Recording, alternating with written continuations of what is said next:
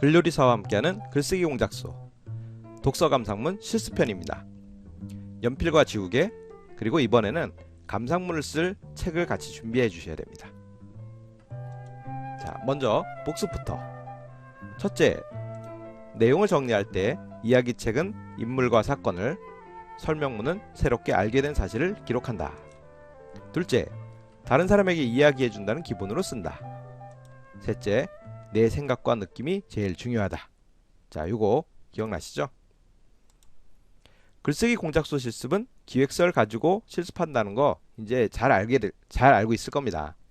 현재 보고 있는 화면 중간에 자료 링크를 클릭해서 독서 감상문 기획 양식을 다운로드 받으세요.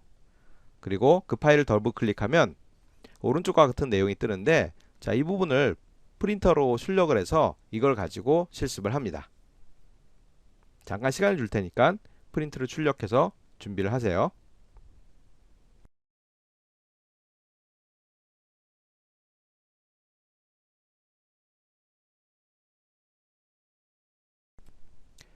독서 감상문 기획서를 같이 보겠습니다. 첫 부분은 감상문 제목, 책 제목, 지은이를 씁니다. 자, 먼저 책 제목하고 지은이를 한번 써보세요. 자, 옆에 준비되어 있는 책 있죠? 독서 감상문 쓰기 위해서 준비된 책에 보면 제목하고 지은이가 있을 겁니다. 그걸 그대로 쓰면 됩니다. 잠깐 시간 줄게요.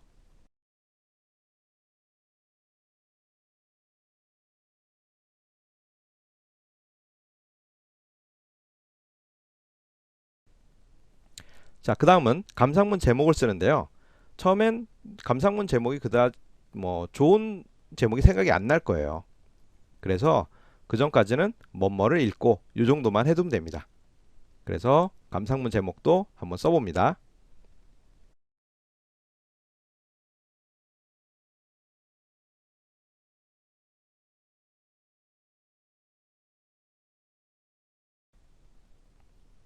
자, 그 다음 주요 내용이 들어갑니다.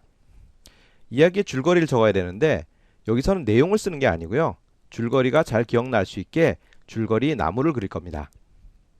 자, 요령을 이제 차근차근 알려드릴게요. 첫 번째는 인물을 먼저 적습니다. 그 다음 인물 사이에 일어난 일을 쓰고요. 그리고 관련 있는 사건들을 연결합니다. 그리고 일어난 순서대로 사건들을 또 연결하면 이 사건 사이의 일들이 하나의 나무처럼 그려져요. 자, 이거를 바로 줄거리 나무라고 합니다. 자, 그림을 보면서 자세히 설명드릴게요. 여기 한 가지 좀 팁이 있는데 너무 내용을 자세히 쓸 필요는 없어요. 이거에 너무 많은 시간을 쓸 필요가 없다는 얘기예요. 자, 먼저 등장인물을 씁니다.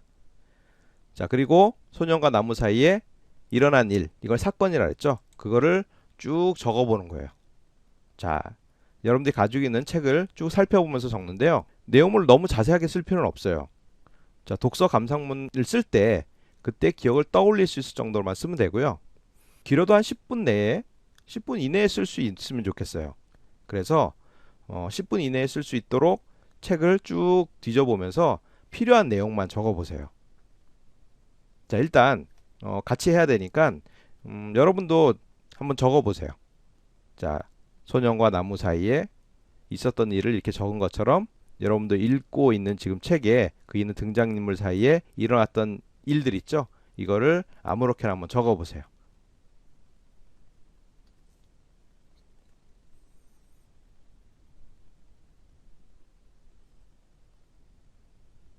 예, 다 적었나요?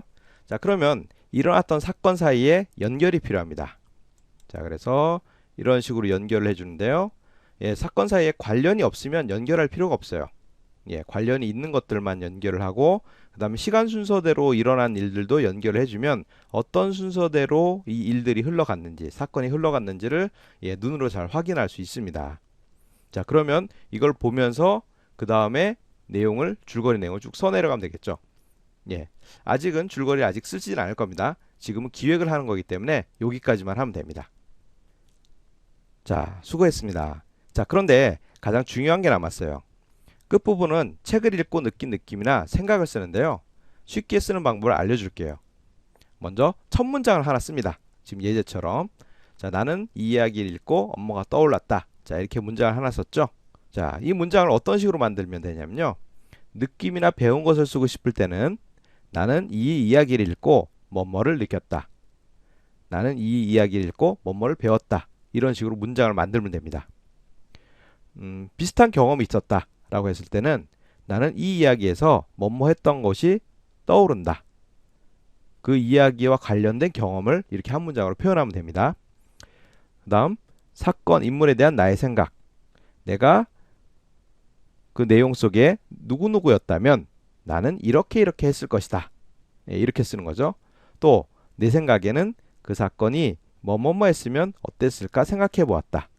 예, 이런 식으로 문장을 만들면 됩니다. 자, 여러분들도 자, 문장을 한번 만들어 보세요. 잠깐 시간을 드릴게요.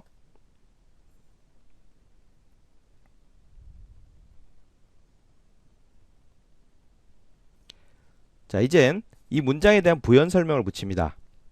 왜 그렇게 생각했는지 자세히 쓰면 되는데요. 자, 예제를 보면 나는 이 이야기를 읽고 엄마가 떠올랐다고 하는 부연 설명을 이렇게 하고 있습니다. 엄마에게 이것 사달라 저것 사달라고 한다. 가끔 돈이 없다고 하시지만 그래도 나중엔 다 사준다.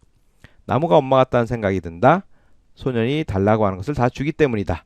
라는 식으로 예, 왜 나는 이 이야기 읽고 엄마가 떠올랐다는 생각이 들었는지를 자세하게 잘 표현을 하고 있습니다. 자, 이런 식으로 여러분들로 쓰면 돼요. 그래서 요 예제를 보면서 여러분들도 부연 설명을 한번 붙여보기 바래요.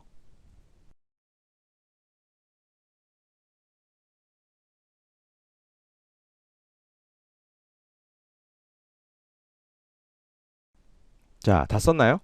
자, 이제 기획이 끝났으니 이제 독서 감상문을 완성해 보겠습니다. 자, 기획서를 참조해서 제목, 책 제목, 지은이를 쓰고요. 주요 내용은 줄거리 나무를 보면서 순서대로 써내려갑니다. 자, 문장을 만들어 써내려간다는 얘기죠. 마지막 마무리는 느낌이나 생각을 적었던 걸 그대로 옮겨오면 됩니다. 자, 이제 독서 감상문을 완성해 보고요. 시간이 좀 걸릴 것 같아요. 그죠? 예, 천천히 한번 써보세요.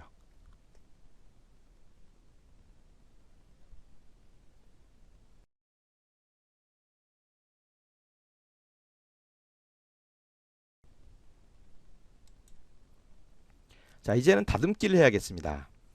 일단 제목은 좀 바꿔야겠어요. 자, 뭐뭐를 읽고보다는 조금 더 내 생각을 잘 표현할 수 있는 제목을 넣으면 좋겠는데요. 감상문 끝부분에 내 생각에서 제목을 떠올려 보는 게 좋겠습니다. 자, 이런 식으로 해서 제목도 그럴싸하게 붙여보고 문장도 더 다듬어 보고 자, 이렇게 하면 좋겠죠.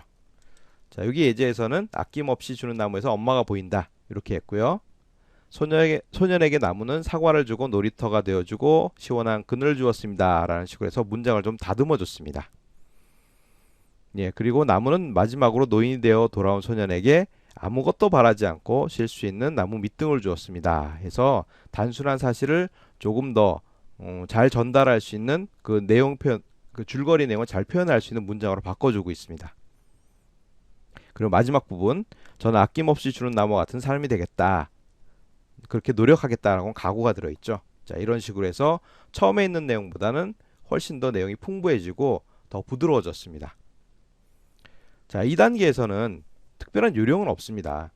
계속 읽고 다듬는 게 가장 좋은 방법인데요. 요령을 굳이 하나 좀 꼽아서 설명을 한다면 평소에 책을 많이 읽는 게 참 중요해요. 많이 읽는 것보다는 어쩌면 그래요, 맞아요. 많이 읽는 것보다는 꾸준히 읽는 게 더 좋겠네요. 꾸준히 읽는 습관을 들여서 자꾸 책을 접하면요, 이런 표현들을 어떤 식으로 쓰면 좋은지 아이디어도 얻게 되고 지식을 쌓게 돼요. 문장력이 좋은 친구들은 이렇게 문장을 바꿀 때 굉장히 실력을 잘 발휘해 주는데요. 그런 친구들을 잘 보면 공통적으로 책을 가까이 한 친구들이었어요. 자, 여러분들도 책을 많이 읽고 문장력이 좋아지면 훨씬 좋은 글들을 쓸 수 있고 또 다듬을 수 있습니다.